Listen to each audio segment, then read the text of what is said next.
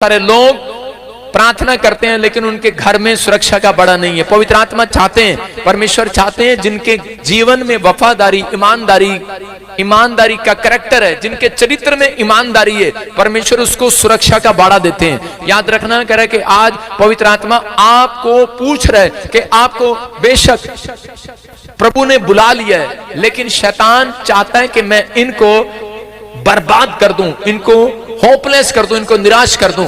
लेकिन याद रखना जितने पवित्र आत्मा में आए हैं, जितने यीशु मसीह में बैप्टिज्म ले लिया है, उन सब के चारों ओर स्वर्गदूतों का बाड़ा लगा दिया परमेश्वर ने। करें आज आपके चारों ओर स्वर्गदूतों का बाड़ा है। जब आप देखते हैं कि कोई गाय और बैल और बकरियां, आप भेड़ किसी खेत में देखते हैं, वहां पर चारों तरफ कांटों की तार होती है। पालक के खेत के पास, मूली के खेत के पास, मैं कह रहा हूं कि कोई भी सब्जी का खेत होगा तो उसके चारों ओर कांटों की तार होगी। क्यों होती है वो? क्योंकि ताकि जानवर उसके अंदर घुस न सके। लेकिन बहुत सारे लोगों को नहीं मालूम, कह रहे जो प्रभु में आ चुके हैं, आज अगर आप वफादारी के साथ चल रहे हैं, परमेश्वर का आत्मा कह रहा आज तुम्हारे चारों ओर कांटे की तार नहीं, करंट की तार आ रही है यीशु मसीह के नाम में। जो कह रहा तुम्हारे बिजनेस को छुएगा करंट लगेगा, जो तुम्हारे बच्चों को छुएगा करंट लगेगा।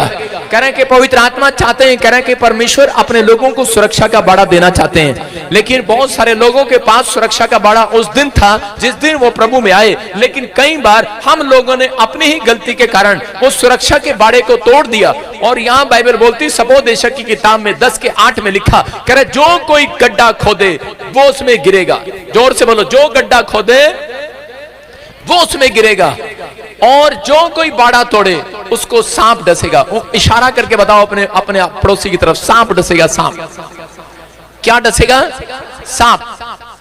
कह रहा जो कोई बाड़ा तोड़े उसको सांप डसेगा। इसका मतलब परमेश्वर ने आपके चारों तरफ बाड़ा दिया है। जब आप पाप की जिंदगी जीते हैं तो उसी समय आपके पास से बड़ा टूट जाता है। जब आप बुराई करते हैं आपके पास से बड़ा टूट जाता है। आप सबोदेशक के 10:8 में लिखा, कह रहा जो खड्डा खोदेगा वो उसमें गिरेगा। अगर आपके खिलाफ, प्रार्थना करने वालों के खिलाफ अगर कोई साजिश कर रहा है, अगर कोई गड्ढा खोद रहा है, तो याद रखना ये भविष्यवाणी है, कह रहा कि वो खुद गड्ढे में गिरेगा आज रात।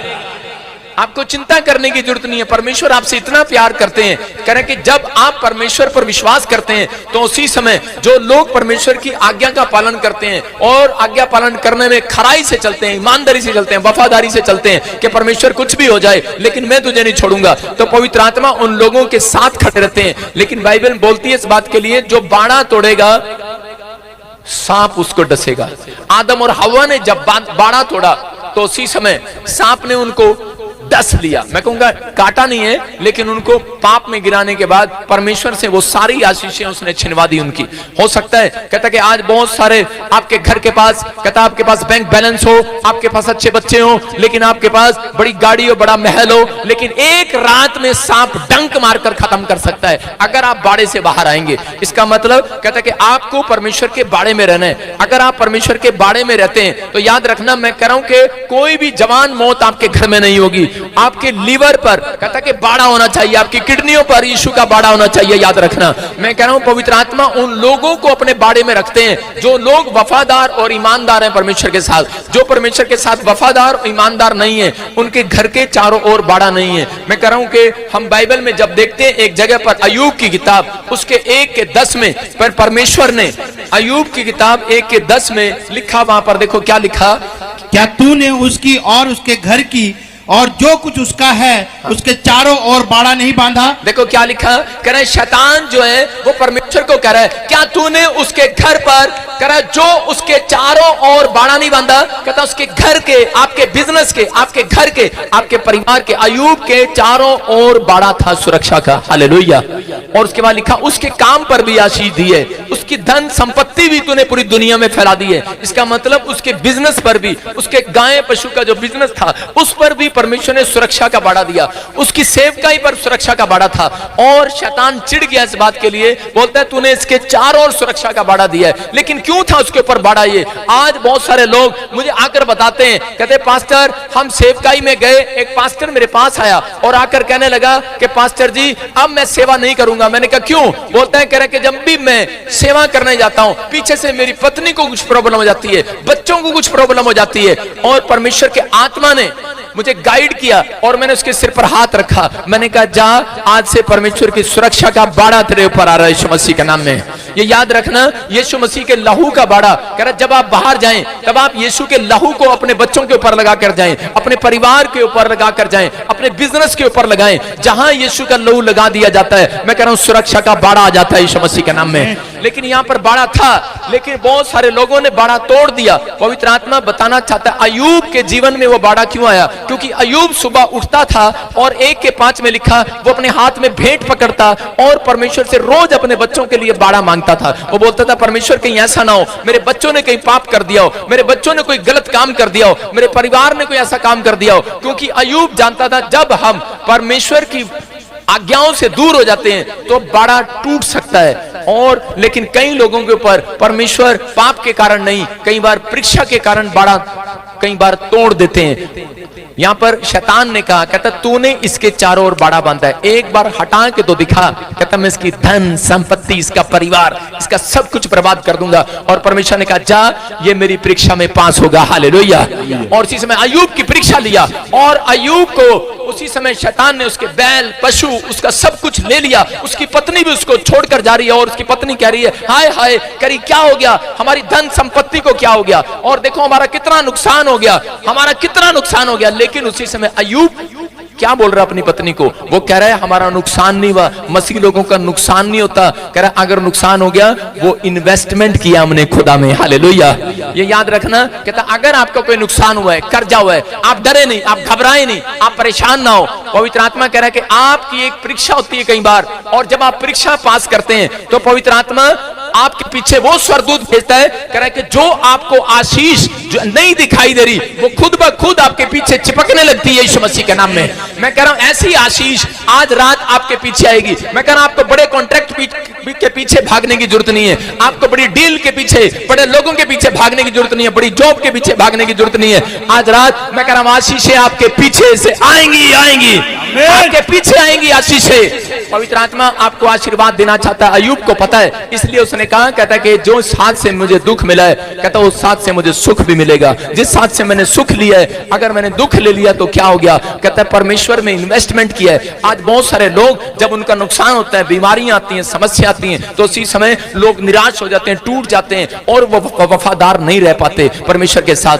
जब आपने बैप्टिज्म लिया था तब आप कहते थे परमेश्वर मैं वफादार रहूंगा, मैं तुझे कभी नहीं छोड़ूंगा, मैं ईमानदार रहूंगा। लेकिन जब आपकी परिस्थितियां खराब आई, जब आपके जीवन में कोई परीक्षा आई, तो उसी समय आप टूट गए, निराश हो गए, बैकस्लाइड हो गए, आप प्रभु को छोड़कर चले गए, आपने मुंह से कुड़कुड़ाना शुरू कर दिया।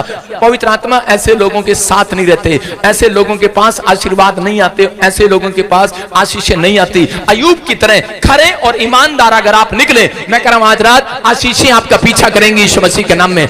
अय्यूब खरा था और ईमानदार था। अय्यूब ने कहा, अपनी पत्नी को कहा, कहता क्या हो गया, मैं धन के लिए नहीं आया परमेश्वर के पीछे, क्या हो गया, मैं बैल पशु के लिए नहीं आया यीशु मसीह के पीछे। कहता है कि मैं तो परमेश्वर की सामर्थ को, पवित्र आत्मा के दर्शन को, कहता है उसको, उसके साथ चलूंगा, खड़ा रहूंगा, चाहे कुछ मिले ना मिले, सब कुछ चला जाए, लेकिन मैं अपने परमेश्वर के साथ खड़ा रहूंगा, ईमानदार रहूंगा, वफादार रहूंगा। पवित्र आत्मा ऐसे लोगों को ढूंढ रहे हैं, परमेश्वर ऐसे लोगों को आशीर्वाद देना चाहते हैं। परमेश्वर ने एक व्यक्ति, आशीषित व्यक्ति आपके लिए रखा है आपके जीवन में, जो आपके लिए चुंबक बनकर आएगा। याद रखना, आपके लिए परमेश्वर ने एक आदमी रखा है। मैं फिर कह रहा हूं, ये पर्स दिखा जरा लड़की, ये पर्स दिखा। परमेश्वर ने एक आदमी आपके लिए रखा है, ये देखा आपने, खाली क्या हो रहा है, बेइज्जती गिरा रही हमारी क्वायर है।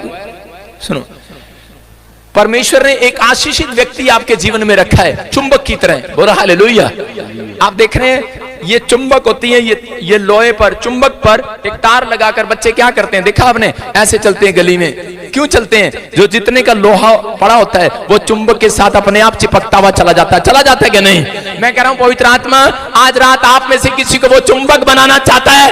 ओए, मोहल्ले में निकलोगे, गांव में निकलोगे, शहर में निकलोगे, दोस्तों के यहां से निकलोगे, सारी आशीषें लेकर आ जाओगे आज। आमीन। हे, आपको बताऊं, जो क्रिसमस पर, शोभा यात्रा पर मुझे 1 लाख रुपए दे नहीं रहा ना, मैं मांगने नहीं आ रहा उसे, मैं सिर्फ उसके पास से निकलूंगा, उसका फाइनेंस मेरे पास चिपक जाएगा। मेरा विश्वास है। आपका क्या विश्वास है मुझे नहीं पता। आप समझ रहे हैं? कहते हैं आप कहते हैं कि मैं निराश हूं, हाय गाड़ी नहीं है, घर नहीं है, बच्चा नहीं है, परिवार नहीं है। मैंने कहा चुंबक बनो और चलो जहां नहीं है वहां से चलो, कह रहा चिपकती चली जाएगी आशीष है।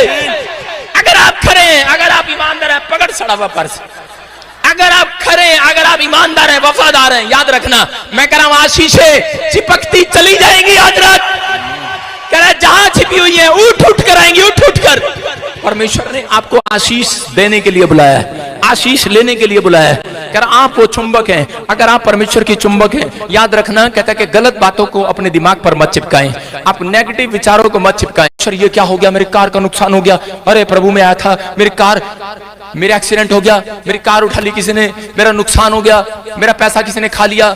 मैं कह रहा हूं कुछ नहीं हुआ, आप ये समझो मैंने बो दिया है यीशु मसीह में। अय्यूब अपनी पत्नी को कह रहा मैंने इन्वेस्टमेंट किया, उसकी पत्नी कह रही है इतना लाखों का नुकसान हो गया और तू कह रहा है इन्वेस्टमेंट किया। क्योंकि दाऊद भी जानता है और अय्यूब भी जानता है, कहता है जैसा बोएंगे वैसा काटेंगे, दोगे तो दिया जाएगा। इसलिए उसने कहा शैतान को देने से अच्छा, शैतान खुश हो रहा था, कहता देखा मैंने तेरा नुकसान कर दिया अय्यूब, अब तू रोएगा, अब तू चिढ़ेगा। अय्यूब ने कहा यार शैतान को देने से अच्छा ये नुकसान परमेश्वर को देते हैं। कहते मैंने तो वहां बोया, परमेश्वर को मानना पड़ा। कहते हाँ यही बोया है। आप समझ रहे कि नहीं? चलाक व्यक्ति कौन है? कहता है कि चलाक बनना है। परमेश्वर ने कहा चलाक बनो। कहता नुकसान हो जाए तो क्या कह रहा है? परमेश्वर तेरा था, तूने दिया था, ले लिया। हाँ परमेश्वर को मानना पड़ा, खा तो शैतान गया, लेकिन किताब में किसकी लिखा गया? परमेश्वर की। क्योंकि अय्यूब ने चलाकी से अपने मुंह से परमेश्वर की किताब में लिखवा दिया। आप जब चलाकी करते हैं लेकिन आप अपने मुंह से बोलते हाय हाय शैतान खा गया, वो खा गया, फिर तो आप तो खा गया, लेकिन उसने कहा परमेश्वर का था, उसने दिया था, उसने ले लिया। शैतान कहता खाया मैंने, नाम परमेश्वर का ले रहा। आप पढ़ो 2:10 में लिखा, कहता जो परमेश्वर का था उसने दिया था, उसने ले लिया। कहता क्या वो एक हाथ से हमें दुख देता है? क्या एक हाथ से वो हमें सुख देता है? क्या वो दूसरे हाथ से दुख नहीं देगा? कहता कोई बात नहीं, अगर आज दुख आया कल सुख भी आएगा चर्च।